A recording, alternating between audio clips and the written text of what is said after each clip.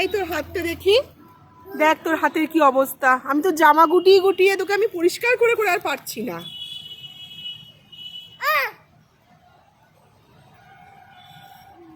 দেখ পিছনটা কি করেছিস কাতে, দেখ।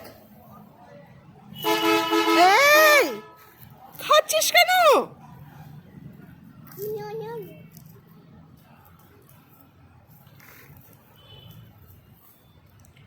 মুঠো মুঠো কাদা তুলছে।